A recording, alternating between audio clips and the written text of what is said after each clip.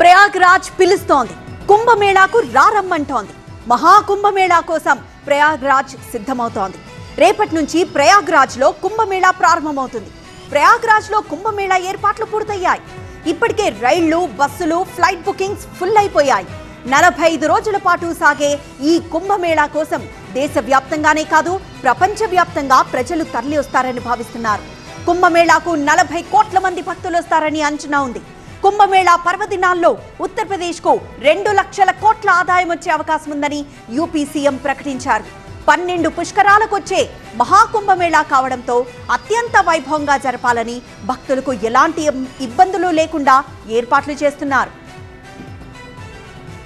ఇక కుంభమేళా సందర్భంగా అఘోరాలు ప్రయాగ్రాజ్ చేరుకుంటున్నారు. ప్రయాగ్రాజ్ వీధుల్లో నాట్యాలు చేస్తూ భక్తులను ఉత్తేజపరుస్తున్నారు. మరోవైపు కుంభమేళాకు రకరకాల బాబాలు వస్తున్నారు. అందరికన్నా ఇక్కడ కనిపిస్తున్న రుద్రాక్ష బాబా హైలైట్ గా నిలుస్తున్నారు. If it's family, it has to be home. If it's home, it has to be Aparna. Saluting the spirit of every couple's sacrifice to build their dream home.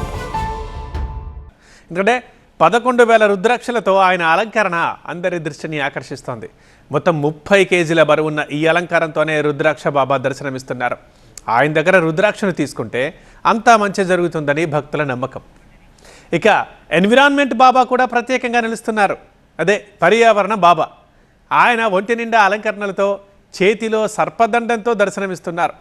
బంగారు కడియాలు, బంగారంతోనే చేసిన కళ్ళద్దాలు, మెడలో బంగారు రుద్రాక్షలతో దగదగలాడిపోతున్నారు ఈ పర్యావరణ బాబా. ప్రయాగ్రాజ్లో ఆయన ప్రత్యేక టెంట్ ఏర్పాటు చేసుకుని భక్తుల్ని ఆశీర్వదిస్తున్నారు. ఎన్విరాన్మెంట్ని కాపాడాలంటూ ఆయన ప్రచారం కూడా చేస్తున్నారు. అందుకే ఎన్విరాన్మెంట్ బాబా అని పిలుస్తున్నారు ఆయనంతా. కొన్ని దశాబ్దాలుగా ఈ పని చేస్తున్నానంటున్నారు ఎన్విరాన్మెంట్ బాబా. ఇక అంబాసిడర్ బాబా కూడా ప్రయాగ్రాజ్ వచ్చారు. 1972 మోడల్కు చెందిన అంబాసిడర్ కార్లోనే ప్రయాగ్రాజ్ చేరుకున్నారు. ఆయన అంబాసిడర్ కారు భక్తులను ఆకర్షిస్తోంది.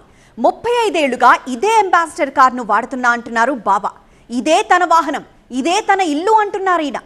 ఇండోర్ నుంచి ప్రయాగ్రాజ్ చేరుకోవడానికి 36 గంటలు పట్టినా తనకు శ్రమ అనిపించలేదన్నారు.